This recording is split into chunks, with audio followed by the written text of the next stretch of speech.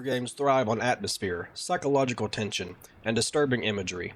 The Suffering, released in 2004 by Surreal Software and published by Midway Games, is a unique blend of action and psychological horror, set within the nightmarish walls of Abbott State Penitentiary. With its unsettling creature design, moral choice system, and disturbing story, the game left a lasting impression on horror fans.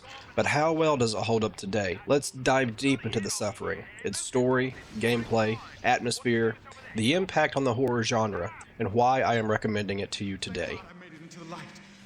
I think I'm safe in the light. You've got to get me out of here! No!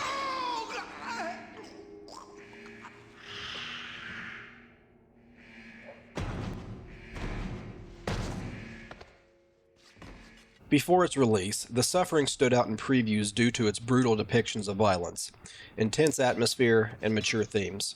The marketing leaned heavily into the psychological horror angle, setting it apart from other action horror games at the time. Advertisements promised players a terrifying journey through their own personal hell, while every choice would matter. Surreal Software, founded in 1995 and known for their work on Draken: The Ancient Gates, took a bold leap into the horror genre with The Suffering. Their goal was to create an experience that blended fast-paced action with psychological horror, a combination rarely seen at the time. By drawing inspiration from real-world prison history, American folklore, and supernatural horror, they crafted a world that felt disturbingly real yet nightmarishly surreal. The team faced numerous challenges during development, including balancing the action-heavy gameplay with a strong narrative focus. A key goal was ensuring the horror elements weren't just surface-level gore, but tied directly to the story, character development, and players' choices. To achieve this, Surreal Software worked closely with horror writers, psychologists, and prison historians to build a grimly authentic world steeped in the cruelty and corruption of the American prison system. Abbott State Penitentiary, the game's primary setting, was designed to feel like an oppressive entity itself, its history filled with pain, death, and a sense of inescapable doom. Every dark hallway, flickering light, and distant scream contributes to this overarching theme of dread. The developers wanted players to feel like they were navigating a real place haunted by decades of brutality, a character unto itself within the narrative. A major selling point in pre-release coverage was the game's dynamic blood and gore system. Surreal Software emphasized that every violent encounter left a permanent mark on the environment, blood splattered on walls, floors, and ceilings, while Torque himself became visibly drenched in blood as he fought his way through monsters. This mechanic wasn't just for shock value, it served a visual reminder of the violence and suffering both Torque and the prison had endured. It grounded the supernatural elements in a grisly, visceral reality. Additionally, The Suffering was praised early on its seamless camera system, intuitive third-person controls, and the choice-driven morality system that impacted the story and ending. These elements combined to create a horror experience that felt cinematic yet interactive, allowing players to shape their vision of Torque's story. Upon release, The Suffering received critical acclaim for its originality, atmosphere, and compelling blend of action and horror. It was lauded for pushing boundaries in how mature themes were explored in video games, influencing future horror titles and earning a loyal fan base that still remembers the game's visceral impact to this day. The story of The Suffering follows Torque, a death row inmate transferred to Abbott State Penitentiary, a crumbling facility with a dark, violent past. Torque arrives at the prison carrying the weight of his family's brutal murder, a crime he may or may not have committed. His memory is fragmented, leaving players to question his guilt throughout the journey. Shortly after Torque's arrival, a supernatural earthquake strikes the island, unleashing horrific creatures that slaughter guards and inmates indiscriminately. As the sole survivor, Torque must navigate the prison's hellish corridors, confront grotesque monsters, and piece together his forgotten past. One of the game's most powerful narrative tools is its use of the morality system. The player's action throughout the game, saving or killing survivors, sparing or executing enemies, directly impact how Torque is perceived by others and how his story ultimately unfolds. NPCs react dynamically to the player's choices. If Torque is compassionate and helps others, characters may offer assistance or information. But should Torque embrace brutality, his reputation darkens, leading to fear and hostility from those he meets. This morality system feeds into the game's three possible endings: good, bad, and neutral. Each reflects Torque's true nature and fate. The morality system doesn't just affect dialogue and endings, it also physically alters Torque's appearance. As players make good or evil choices, Torque's character model changes subtly but noticeably. In the good path, Torque appears cleaner, healthier, and more human. His skin clears, his posture strengthens, and his overall look reflects a man on the path to redemption. And the photo of his family becomes more clear to see as well. But in the contrast, the evil path reveals a darker transformation. Torque grows pale, gaunt. His eyes become sunken. He looks more monstrous, with open sores on his body, reflecting the internal corruption taking hold of him, and his family photo becomes unrecognizable. These visual changes immerse players further into the psychological horror, serving as a constant, silent reflection of the consequences of their actions. The story constantly explores themes of guilt, punishment, and redemption. Every monster in the game is a physical manifestation of a specific form of execution or punishment once used in Abbott's bloody history, tying the supernatural directly to the prison's real-world cruelty. Torque is haunted by apparitions of his family, flashbacks to their deaths, and mysterious figures like Dr. Killjoy, Horus, and Hermes, ghosts representing sadism, torture, and corruption. With this, there are multiple main characters we need to look into, and of course first being Torque, our main protagonist for the game. Torque was born on March 12, 1974 in Baltimore to unknown parents and eventually placed and raised in Garvey's children's home, and faced bullying from other children there. It was there he met his future wife, Carmen. They eventually married and had 2 children together, Corey and Malcolm. Before the birth of Malcolm, Torque was allegedly set up for murder by the criminal gang lord Blackmore and spent an unknown amount of time in Eastern Correctional, a Baltimore prison. It was during a visit there that Carmen informed him of her intentions of divorce. They apparently reconciled sometime later as they were living as a family at the time of the deaths of Carmen and the children. The staff at Garvey's children's home were troubled because Torque made references to a tall man visiting him at home despite having no records of visitors. Torque has suffered from blackouts his entire life. He alleges that some of the most heinous things he's been accused of he does not remember and blames said blackouts. In summer 2004, Torque's wife and 2 children were found dead at their home in Baltimore. Carmen was found in the master bedroom, bludgeoned to death. Malcolm was found drowned in the bathtub, and Corey had apparently fallen to death from the second-story window of his bedroom. When police responded to the scene, Torque was found unconscious in the main hallway of the house, though he claims to have no knowledge of the events or how his family died. However, with no other suspects, the fact that Torque was at the scene and covered in his wife's blood, and through questionable practices on the part of the prosecuting attorney, Torque's trial was fast-tracked. He was found guilty, despite no witness testimonies and a severe lack of substantial evidence. We have Carmen. She is Torque's deceased wife and the mother of his children, Corey and Malcolm. Her apparition guides Torque throughout the game, in an attempt to keep him on the right path. She haunts Torque as a spirit along with Corey and Malcolm. She converses with Torque about his previous incarcerations and her resulting visits. Though she divorced him during his stay in Eastern Correctional, they kept in close contact, the friendliness of which depends on Torque's morality. We then have Corey, Torque's oldest son, who was born before Torque's incarceration in Eastern State Penitentiary. While Torque was doing time in Eastern for a fight in a bar, Corey lived with his pregnant mother, Carmen. Out of shame, Carmen refused to let Corey visit his father in jail. Without his father, Corey grew lonely. He appears as a spirit to haunt Torque. Unlike Malcolm, he is more critical of Torque and his actions, and generally resents the way his father treated the family.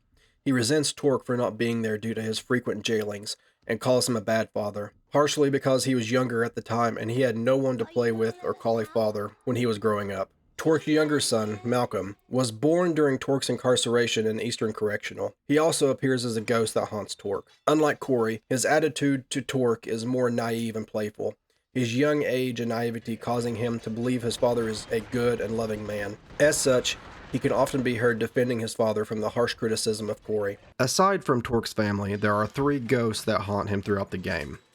There's Dr. Killjoy, who was once the head physician of the asylum in the early 1900s. Notorious for his cruel and inhumane treatments, his experiments often ended in the deaths of his patients, earning him a legacy of sadism cloaked under the guise of medicine. No one truly knows what became of him, but his twisted spirit lingers, bound to the asylum's decaying film projectors. From the moment Torque encounters Killjoy, the Doctor takes a morbid interest in his fragile mental state, offering his own warped version of treatment.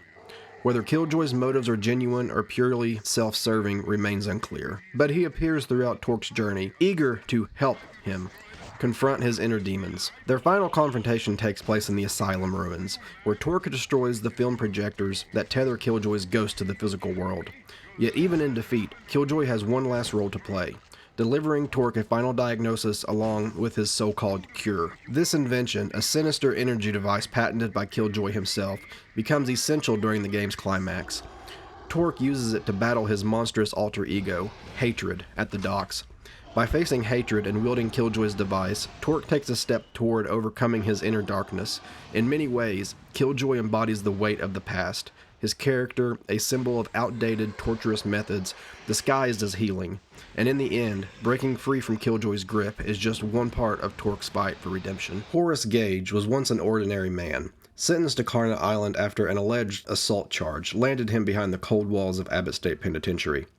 Like many who came before him, the island's influence slowly twisted his mind, isolated and consumed by paranoia.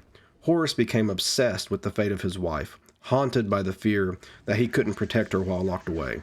Eventually, he convinced the guards to allow a conjugal visit, desperate to reconnect.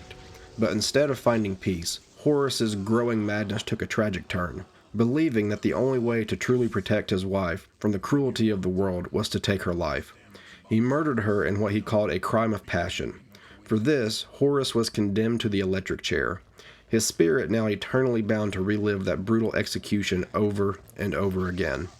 Horace, in many ways, represents the present, a man shaped and broken by the very system meant to punish him. Visually, Horace appears as a gaunt, hollow shell of the man he once was. Dressed in a faded prison uniform, his skin blistered and charred from countless jolts of electricity. He's most often seen near sources of power, the constant hum of electricity serving as a grim reminder of his endless suffering. Every time he speaks, his words are cut short by searing pain, his body convulsing as he's dragged back into his torment. Despite the horror of what he's become, Horace is perhaps the most sympathetic of the island spirits. He sees in Torque a reflection of his own shattered self, a man teetering on the edge. Throughout the game, Horace becomes a reluctant guide, pleading with Torque to resist Carnot's corrupting influence.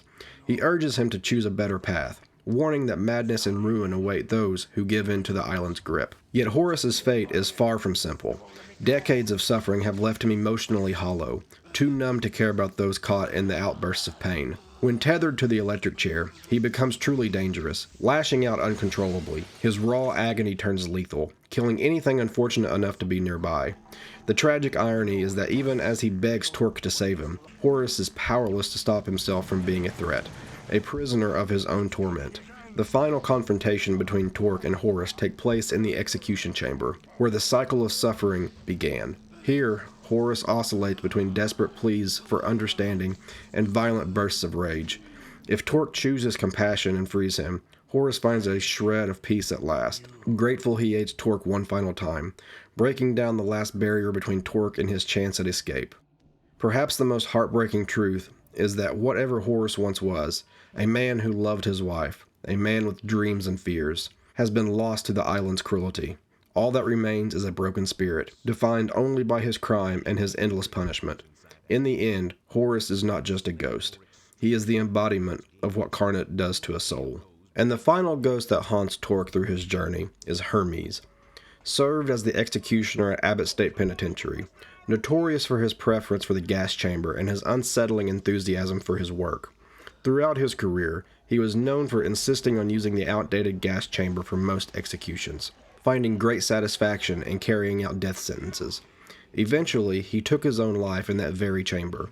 Since then, numerous reports from both guards and inmates claim to have witnessed his ghost. The sightings are so frequent and consistent that belief in his haunting is widespread across Carnot Island. No photographs of Hermes survive, but his ghost manifests as a floating, translucent figure made of a sickly green gas.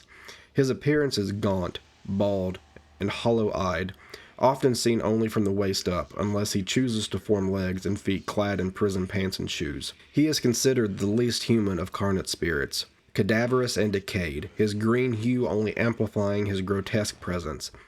He's most often seen around the old gas chamber or drifting through pipes and grates. While he typically takes human form, Hermes can disperse into clouds of toxic gas, moving unseen through vents and open pipes. He can remain invisible until he strikes, making him one of the most dangerous and stealthy entities on the island. Hermes speaks slowly, in a low monotone, drawing out words and rarely raising his voice above a hushed whisper. Fittingly, he punctuates his speech with deep, deliberate breaths, as if relishing the taste of his own poisonous vapor, a nod to both his preferred execution method and his chosen way to die. Since the island's descent into chaos, Hermes has claimed several victims, suffocating them with his ever-present toxic gas. Cold, devoid of empathy, and relentlessly driven to kill, Hermes sees himself as the perfect executioner. Throughout the game, he kills without hesitation, drowning victims in gas the moment they cross his path. Early in the story, if Torque refuses to kill a trapped guard in the gas chamber, Hermes smirks and activates the chamber himself, watching with cruel satisfaction as the man dies. He freely admits his love for killing, claiming it began with the pride he felt for doing his job well, but soon transformed into pure pleasure and a sense of power over his victims. His sadistic nature is evident not only in his taunts, telling his victims to breathe deep, but also in the way he appears. During the boss fight, Hermes explains that the gas used in executions was once invisible, but as a ghost, he chose to appear as green gas so that his victims could see death coming. He delights in watching people struggle to hold their breath, knowing they can't last forever. Over time, Hermes' fixation on death and the act of killing grew increasingly perverse. What started as pride became an almost sexual gratification. He even developed a fascination with darkness, preferring to linger unseen in the gas chamber's control room, finding power in the shadows. Notably, Hermes was responsible for the execution of Horace P. Gage. Hermes feels nothing for his victims, showing only contempt. During his boss battle, he reflects on his time as an executioner, claiming that death row inmates were worthless and that he was simply doing them a favor by thinning the herd. He admits he never cared about their crimes or even their names, only that he was allowed to kill them. Bitterly, he remarks that he never got the chance to execute a woman and envies Torque for the opportunity, implying that without his fixation on the gas chamber, he might have become a serial killer. Torque is the only person Hermes spares, temporarily. He's interested in testing Torque's potential as a killer, though he never manipulates him directly. If Torque stumbles into his gas, Hermes is content to let him die. Hermes takes pride in Carnet's grim history, calling it the perfect place for him and Torque. Among Carnet's spirits, Hermes is the most malevolent.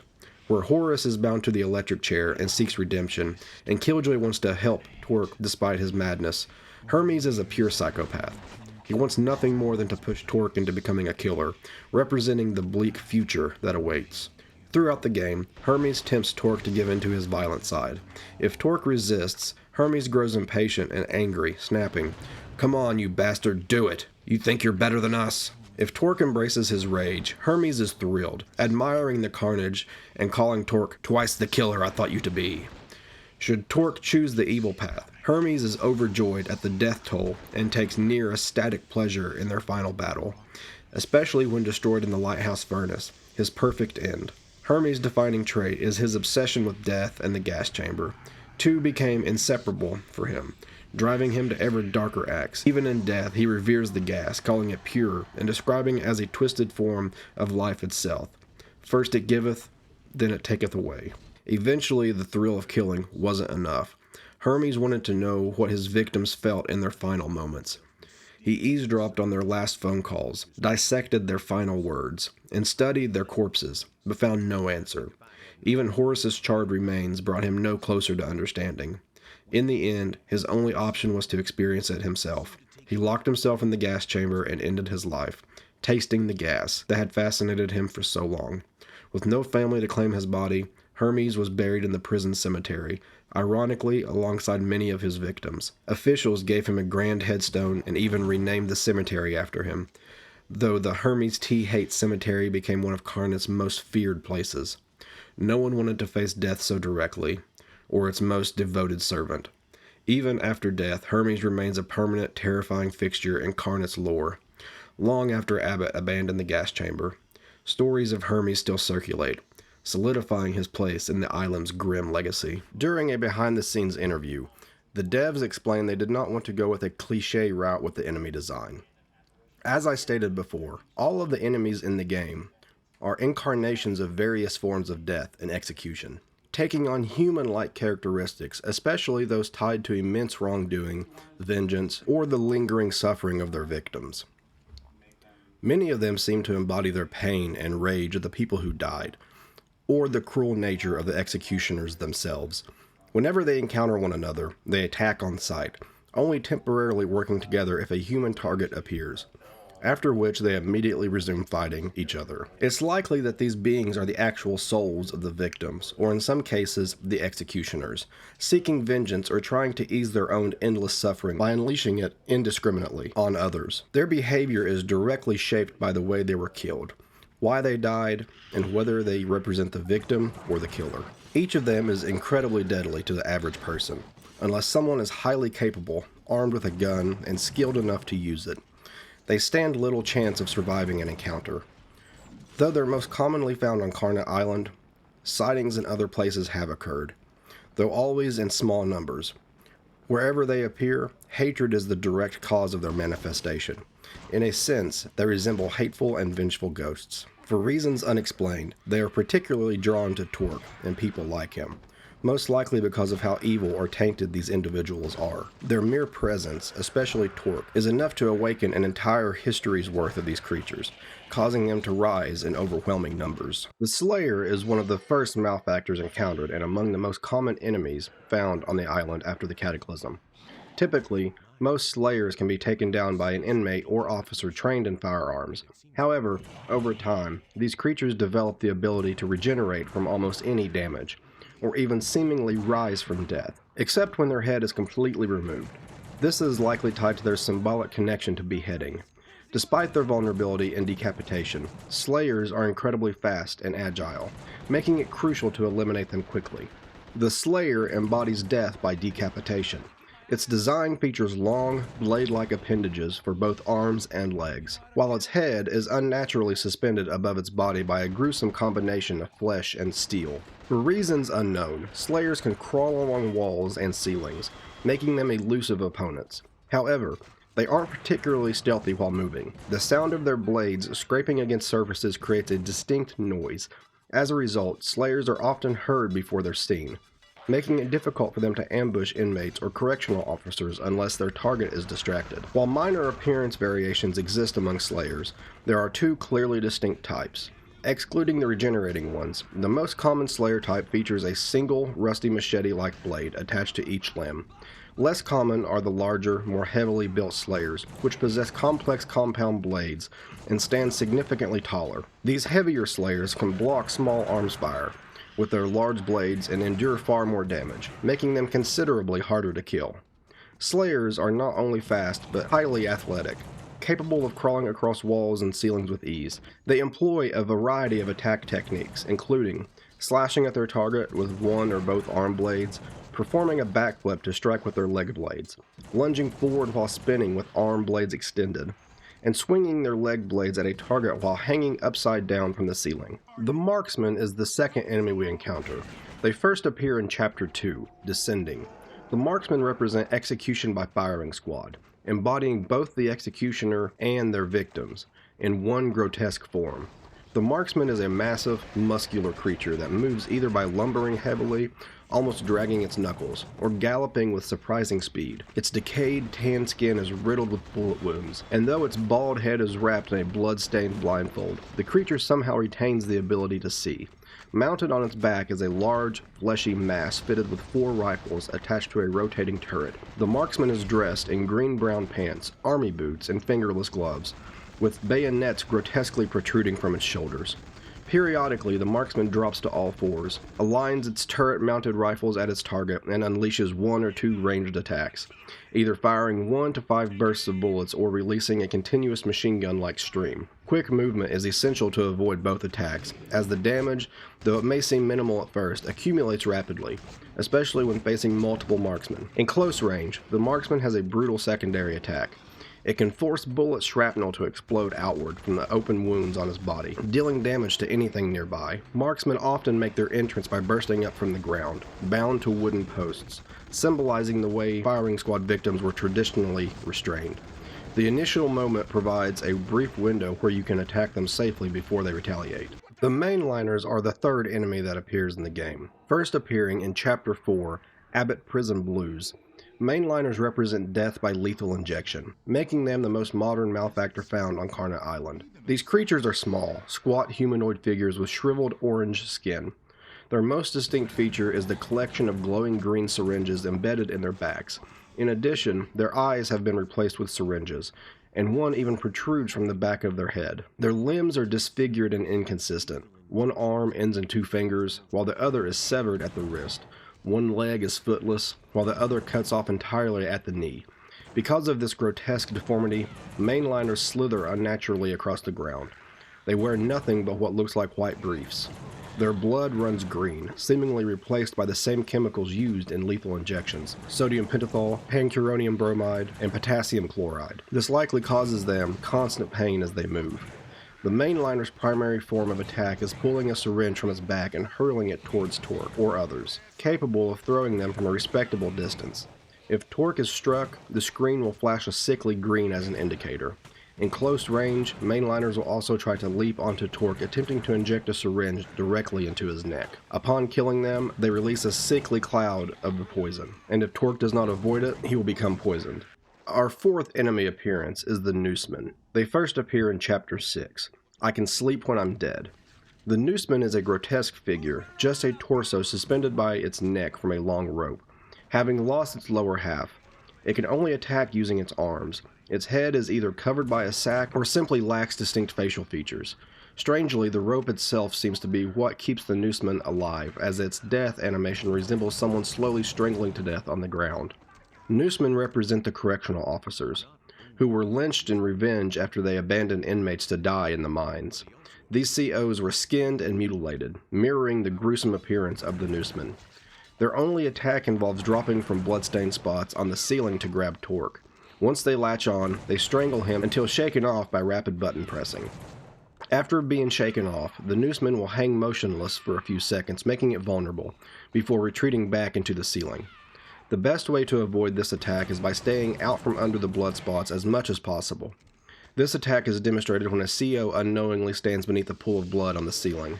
A Nooseman drops down, grabs the CO, and begins strangling him. If you shoot the Nooseman quickly enough, it will release the CO, causing the officers to stand momentarily before collapsing to his knees and dying as if shot. It's not really worth killing the Nooseman, as they can spawn infinitely from the same blood spots. Avoiding them is usually the best option. Our fifth enemy type is the Burrowers. The Carnot Burrowers symbolize victims of being buried alive and are connected to the old legend of the Quarry Cave-In. One of Carnot's many dark stories centers on the incident at the local quarry, which was mined to help construct both the prison and possibly the asylum. The operation was overseen by Maryland correctional officers but was largely staffed by inmates. The tale is simple but grim. A large group of prisoners was assigned to work in a newer, shallow mine shaft that was far less stable than the guards led them to believe. Eventually, the shaft collapsed. The COs reported that all the inmates died instantly in the cave-in. However, a persistent rumor, one so strong that it survived through the years, without any official documentation, claims otherwise. According to the rumor, the collapse didn't fill the entire shaft but merely blocked the entrance, trapping the inmates alive inside.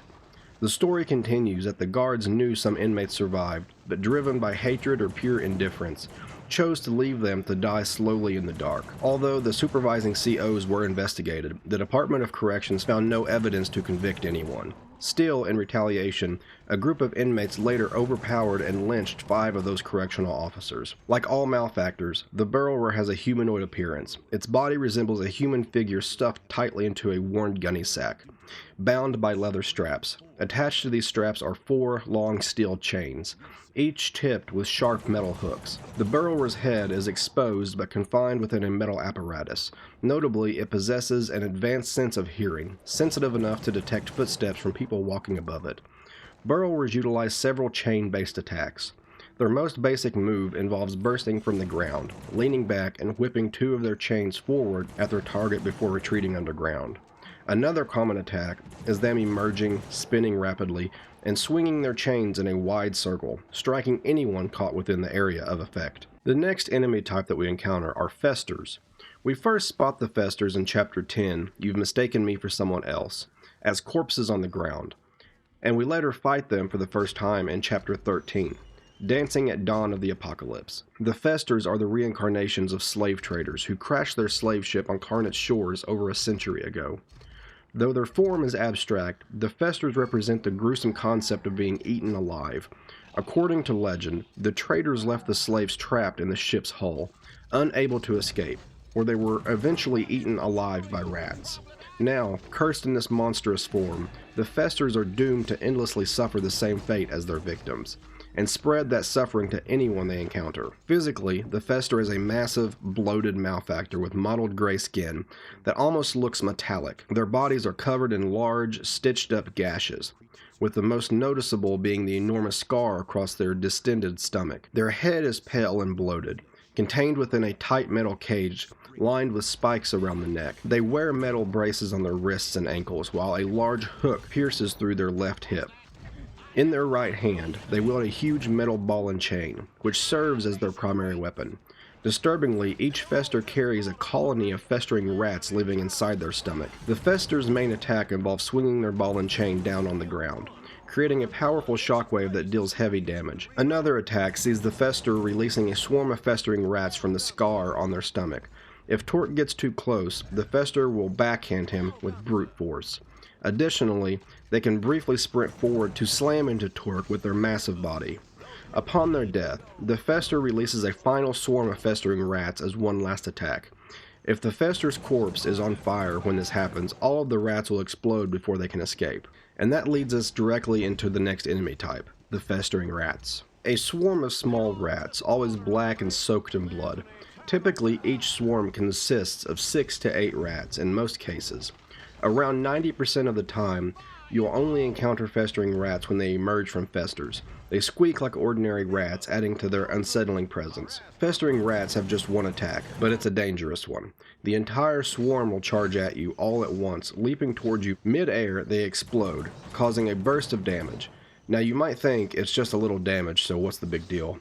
Well, remember they attack in swarms. Enough small bursts of damage stack up quickly, turning into big damage, which is obviously bad news. Fortunately, most of the time you don't need to worry too much, because their own self-destruction often takes care of the problem. Still, if needed, firing a gun rapidly at the ground will dispatch them easily. Bombs can also wipe them out, provided your aim is good enough. And our final enemy type are Infernas. The Infernas are fast, evasive, and quite difficult to kill. Their speed makes it hard to maintain a consistent attack. Once they've taken enough damage in their flaming form, they collapse into a pile of ash.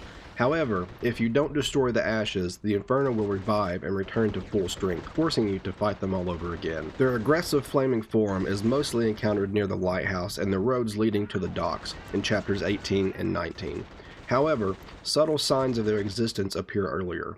Around the quarry, as Torque moves from the prison yards to the asylum, players might hear the giggling of little girls, seeing small fiery footprints, or spot a chain-link fence melted through by fire.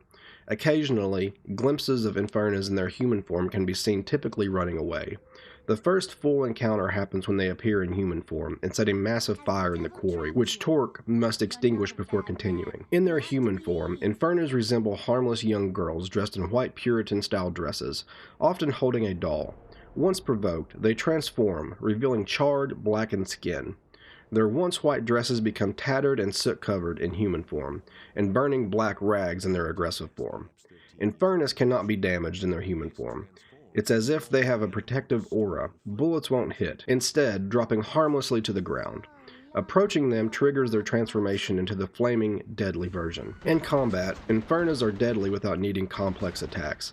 They excel at moving quickly, circling their target and leaving burning trails of flame on the ground. Their one true offensive move is pausing briefly, then releasing a flame burst in all directions. Thankfully, their attack dissipates after 6 to 8 yards. While vulnerable to most types of damage in both flame and ash form, it's recommended to use guns, especially the Tommy gun, for its accuracy and rapid fire. Explosives work too, but melee weapons should be avoided due to the danger of close-range combat. Fighting them requires a careful defensive-offensive strategy. Slowly retreat while shooting to avoid getting surrounded. Once the Inferna has taken enough damage, she will pause and collapse into a pile of ash. Do not ignore the ashes. They must be thoroughly destroyed. It takes more effort than expected. Several shots from most guns are needed, though the shotgun is the most effective. If the ashes are left intact, the Inferno will fully regenerate, and the fight starts over. Occasionally, Infernos spawn directly from existing fires Torque encounters. If one is about to emerge, you'll hear a hissing sound mixed with a child's laughter. This audio cue can be heard even from a distance. Tossing a grenade into the fire upon hearing this can eliminate the Inferna before she spawns. Throughout the game, Torque will find various weapons to aid him in his quest for redemption. The first weapon we get is the Shiv, a standard homemade knife commonly used in prisons. Known as a shiv or a shank, this is a slang term for any inmate-made weapon. You'll first find it in Slick's cell, stabbed in his chest at the beginning of the game, and it may later be wielded by other inmates. The other melee weapon is the axe, used for situations where a locked door or other obstructions must be quickly cut down, especially in a fire.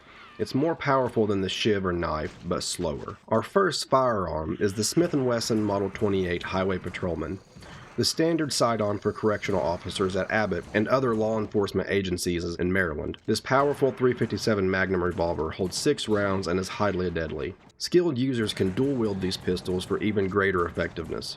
Due to lax firearm rules at Abbott, these pistols are found in abundance wherever officers store them, and ammunition is easy to come by.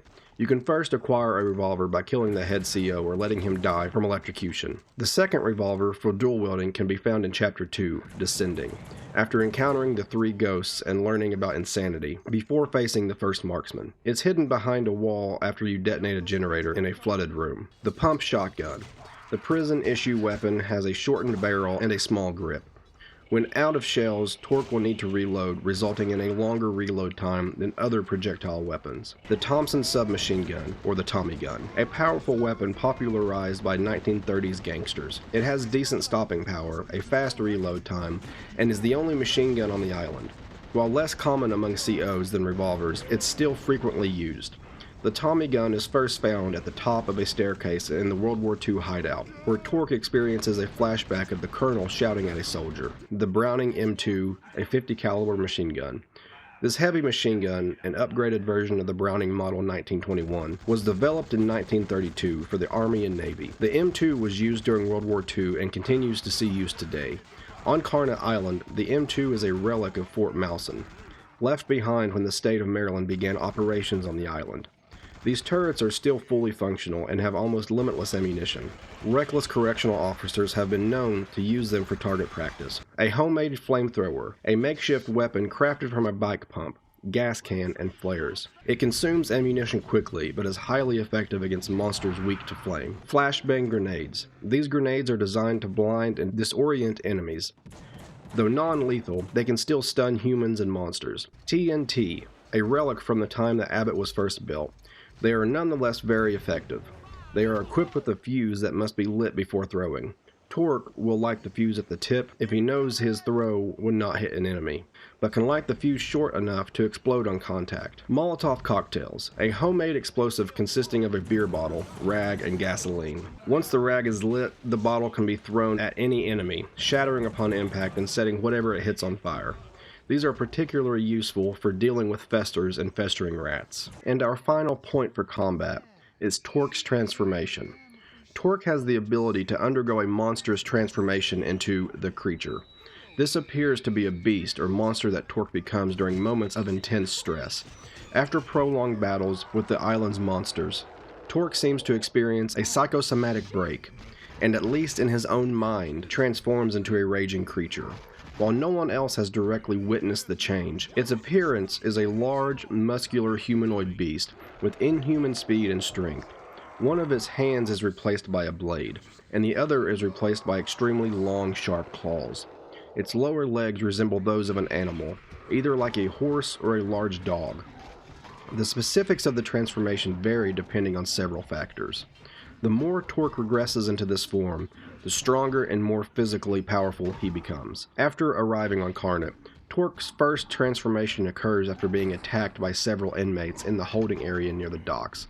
However, he seems to be able to transform at will, triggered by provocation from the alleged 3 ghosts of Carnot. After each confrontation, Torque's insanity level increases whenever he defeats an enemy. Once this insanity level reaches its peak, Torque is able to transform into the creature.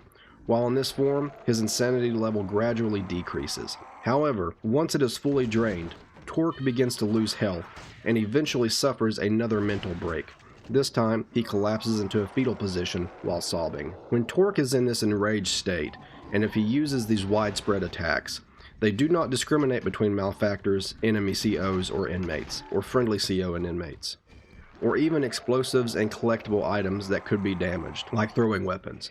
Anyone nearby will be hurt or killed when he uses these attacks. Now that we've covered all of the enemy types, there is one final enemy we need to go over: Torque's hatred.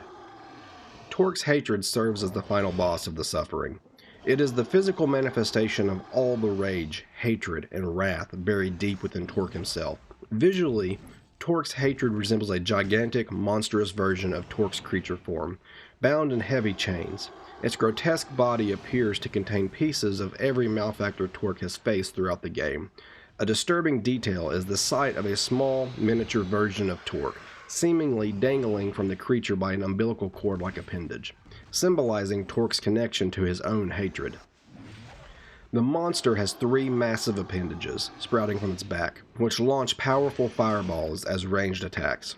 Additionally, it possesses a barbed halo of spikes around its head, capable of disorienting Torque for a short time when activated, making the fight even more dangerous. Despite its overwhelming size and power, Torque's hatred has a single vulnerable spot: its exposed heart. However, this heart cannot be damaged by conventional weapons.